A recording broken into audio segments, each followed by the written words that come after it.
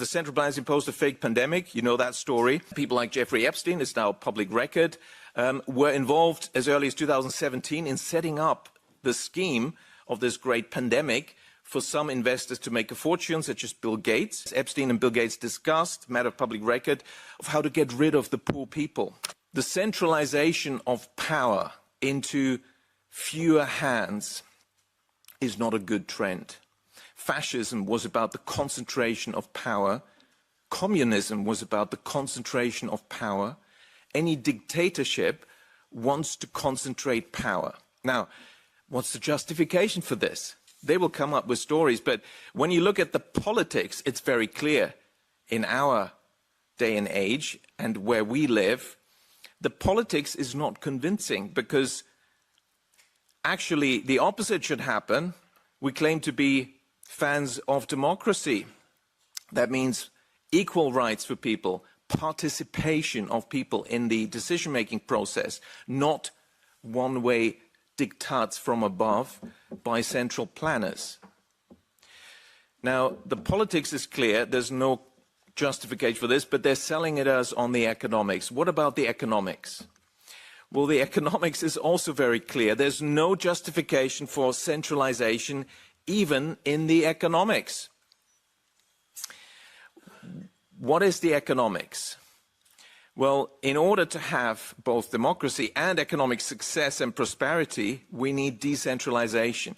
The principle of decentralization is also known as the principle of subsidiarity, officially subscribed to, where we are, by Brussels, but of course in reality ignored almost all the time, is about delegating power and decision-making, the actual decision-making, to the lowest possible level, wherever possible.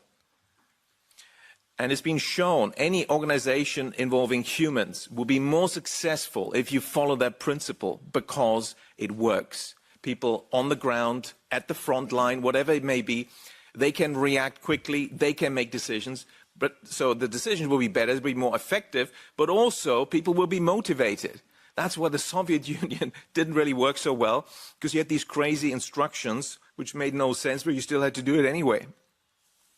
So this principle is well established. I wrote a paper on this, Subsidiarity as Secret of Success. And it's an HR journal, Employee Relations. It's open access, so have a look at it. So we have no political justification and no economic justification. And yet the central planners demand more power and more concentration of power into their hands. And it's pretty bad, I tell you. It's been going on for years. They want to control all transactions. Let's start with transactions. Since the 2014 e-invoicing directive and the regulation 910, the Commission has made law that there will have to be electronic identification in order to allow for the creation of EU digital identity wallets. And some countries have already implemented this. Hungary, of all countries, actually has moved ahead of others in implementing this. And that means that there's no more economic transaction freedom because as a company, you're not allowed to issue an invoice. If it's not through the system with specific software, which is part of the centralized control. And of course, that is the first step to then also intervene and, perhaps stop transactions, whatever you want. Once you have the infrastructure, you can use this power. But it's not just Europe. We see the same trends, just like in 2020, when suddenly everyone had the same very strange list of prescriptions that needed to be implemented. Japan already has a qualified issuer invoice registration system, and so on. So what is this? This is actually the fallback plan B route to impose digital ID and total digital control of all our transactions in case things don't work out so well with Plan A. So we have to be aware of that. Plan A is central bank digital currency that are programmable, the power to create and allocate new money, which would give this to the central bank and therefore also transfer fiscal powers, the only sort of remaining power in the hands of parliaments, which is one of the definitions of democracy, parliaments to decide over budgets. Obviously, you know, we're not in the parliament here because that's not, you know, that's not the democratic parliament when you don't have those powers. But they want to take them away from those parliaments in Europe that have those powers. The central planners want to take that job. But it's the transactions, and here, of course, what is the programmability? Well, is the infrastructure being created? It could be anything. It could be climate change, carbon footprint. That could be the principle, but it can be other principles. You know, do you support the war? Are you on the right side with your opinion on whatever currently is, you know, countries we're making war on? It could be anything. It could be you're stepping outside a 15-minute city, and so your money perhaps shouldn't work. But it's not just transactions. It's also assets. And this gets pretty scary here, I think. The Bank for International Settlement, the central bank, originally created, like most central banks, as a privately owned institution, but extraterritorial, created the precedent for extraterritorial organization that is above countries, outside countries. So it's sort of in Switzerland, but it's not actually in Switzerland, in Basel. Has suggested that, well, we need to tokenize everything, all assets, and bank deposit, bank money, central bank money, as well as other assets. And there needs to be seamless integration of all this and programmability in one platform, we are told. So what are these other assets? It turns out we already have national organizations that are currently compiling asset registers. And you think, okay, that's financial assets. Perhaps add land. Well, you can add quite a lot. They want to add everything, natural assets, the air we breathe, the water we drink, the oceans, everything. Now, why is this? Tolstoy wrote a good piece on this when he criticized economists for only having land, labor, capital in the production function. Why is the air not in there? The energy, the sun. Well, because they haven't figured out how to control access and charge for it. And that's what's happening with digital ID. They now are able to do this. And now they want to do it, as we hear from World Economic Forum agenda contributor Lindsay Hooper at Sustainability Institute in Cambridge. We need to bring nature onto the balance sheet, allocate a value to it, and bring it into the accounting and financial mechanism. Well, and of course, there's various agencies in the US, in the UK, in Europe, in many countries already doing this for nature, and they're digitalizing it now. A natural capital register, the value, the quantity, and the quality of natural resources in one place. Now, this agency in the UK says, well, there's some critics that suggest, oh, we're trying to put a price tag on nature. It's important to understand that this is not the intention of natural capital accounts. Of course not. Because the intention is to control access to nature and charge for it.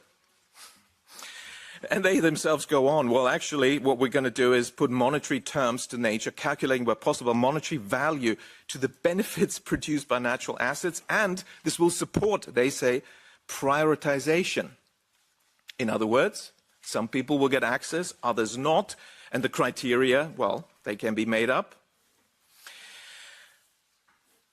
Europe, the EU, is creating the Anti-Money Laundering Authority, AMLA, under a lot of secrecy and not exactly very transparent itself.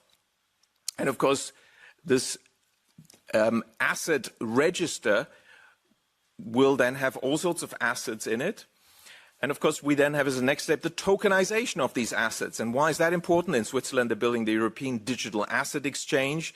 There will be other asset exchanges. Well, tokens can be useful to the extent that they facilitate the process of issuing, storing, and transferring value. So access can be programmed, not just on transactions, but also access to assets, including natural assets and the air we breathe. And ownership of these tokenized assets can be transferred from you to the central planners. That seems to be the agenda. So why aren't they rolling this out faster? Well, McKinsey in its study said, oh, there's some obstacles. Technical challenges, you know, for example, internet connections, things like that.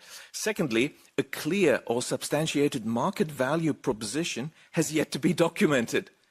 In other words, there is no actual benefit of this for ordinary people. Some consider CBDC benefits to be limited relative to already established private solutions. We have digital money, it works.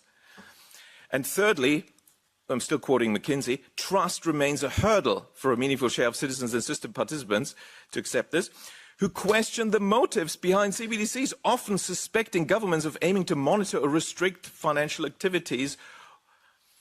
Of course, we now realize it's not just financial activities, it's about all activities, and the programmability is a key feature.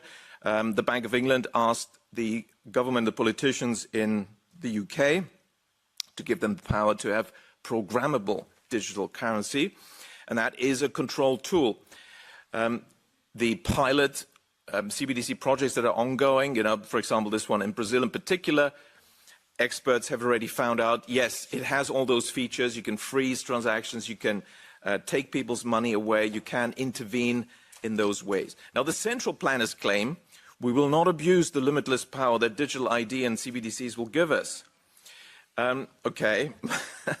Well, should we trust them? Well, I can be brief here. I think all of you know examples of how this sort of power has already been abused. Just thinking of Justin Trudeau's ending the peaceful demonstrations by truckers in Ottawa.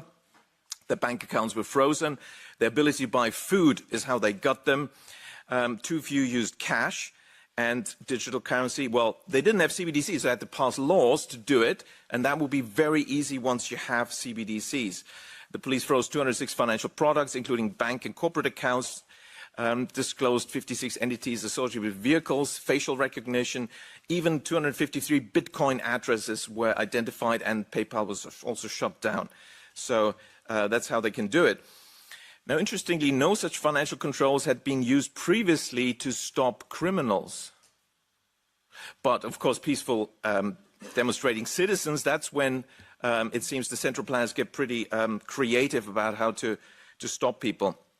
And of course, we all know what happened in 2020. Digital ID suddenly were a topic. Vaccination passports as a backdoor to introduce digital ID. And then, of course, programmability. You can close access if you don't do X, Y, Z. And it can be anything the government central planners decide.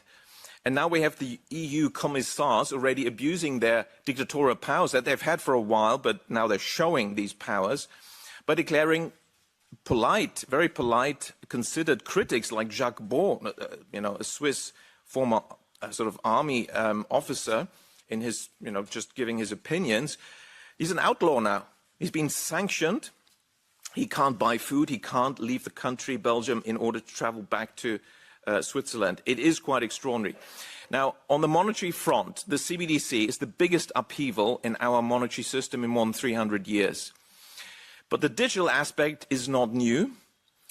What is happening, therefore, is the centralization, but it's a particular type of centralization. The central banks are ripping up the old agreement between the banks and the central banks, which was that the central banks deal with banks and the banks deal with us. And overall, the banks haven't really abused that. They've never sold our data, ever, our transactions data. They haven't. That's really why they've become the enemy, because that's supposed to be a currency that they want to sell and trade, and banks have refused to do that. So the central banks are now stepping into the arena and want to compete against their regulated, the banks. This is like playing football. The umpire saying, well, it's a bit boring. I'm going to join. I'm going to score some goals, but I'll still reserve the right to blow the whistle, give the red card, give the yellow card. Who's going to win that game? So the bank regulators will compete against the banks, because CBDC is just a current account at the central bank. That's what's happening. Of course, this conflict of interest explains what the central banks have been doing. They've been taking anti-bank policies for many decades. Already in 2002, I warned about how the central banks were creating these asset bubbles, banking crises, recessions. And of course, that has continued ever since. Unabated, we've got regulatory moral hazard. The more crises they create, the more powers we give them. Each time they demand, oh, it's because we didn't have enough powers, which is not actually true and should have been stopped earlier. So can we trust the central banks to give them yet more power? I think the answer should be a resounding no. The high inflation that started in 21 was created by the central banks. No matter what they tell you about wars, the economics is very clear. I could forecast it quite successfully from May 2020 onwards, that 18 months later we'll get significant inflation because the money creation was just massive, off the charts. Then the central bankers imposed a fake pandemic. You know that story. And we know that people like Jeffrey Epstein, is now public record, were involved as early as 2017 in setting up the scheme of this great pandemic for some investors to make a fortune, such as Bill Gates. And then we can also make money injecting people with stuff and solve the problem, as Epstein and Bill Gates discussed, matter of public record, of how to get rid of the poor people.